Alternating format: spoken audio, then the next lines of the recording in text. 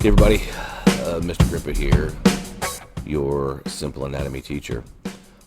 This is the lesson 3A continued.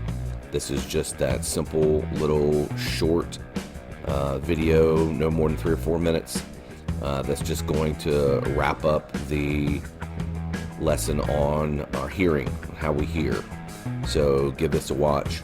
And at the end, I'll be back and I'll remind you that you can now go to Schoology and find the exit slip for lesson 3A. Okay?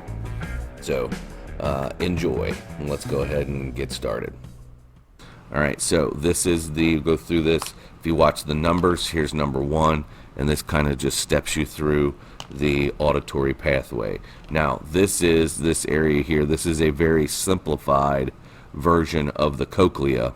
It's supposed to be coiled up in multiple coils, but just so it's easier for us to see, they've kind of reduced the number so that you can see how the sound wave makes its way through that fluid in the cochlea. So number 1, your sound waves, which are right here, sound waves are coming in the ear canal. Number 2, they are striking the tympanic membrane. Number 3, those vibrations are being passed down the ossicles, the malleus, the incus, and the stapes. And then number 4, those vibrations here at the oval window, which is where the stapes joins the inner ear, those vibrations are passed into that fluid. And here they are. So it kind of goes through it again, 1, 2, 3, 4, 5. So those vibrations go from in the air to vibrations that are now been transferred into that liquid at number 5.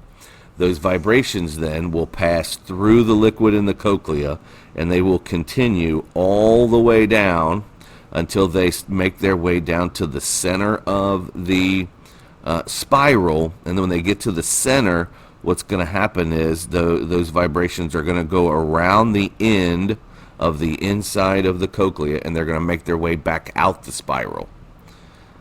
And as they make their way back out the spiral, then they're going to come back towards the middle ear, and they're going to come all the way around, and they're going to hit this area right there, which is called the round window, or the secondary tympanic membrane.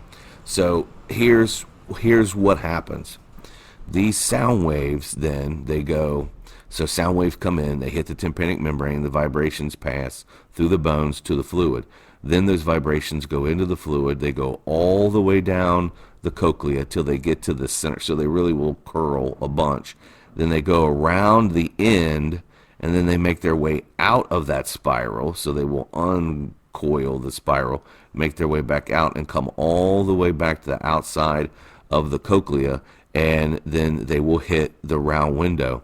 And the round window is there so that when those sound waves hit, the round window will actually give and vibrate, and it will deaden or kill those vibrations. And what that does is it prevents those vibrations from going backwards and reverberating back down this fluid and giving you false or secondary hearing sensations. Okay, so hopefully that all makes sense. If it doesn't, you can rewind it and watch it again, or as I said earlier, you can get a hold of me and I can try to explain it during office hours. All right, told you it wasn't going to be long, so that's how we hear. Hopefully that explains how sound waves are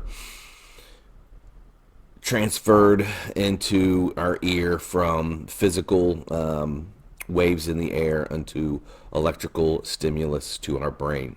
So as always, if you guys have any questions, you can always reach out and either email or, again, even though very few of you have asked, but you can always ask for a deeper explanation, and we can do a Google Meet or Google Hangout during my office hours.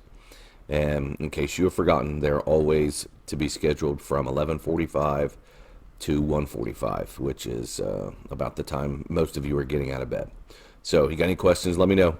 And now this is the end of lesson 3A and the bonus footage of lesson 3A continued. So now you can head on over to Schoology and take that exit slip for Special Senses lesson 3A.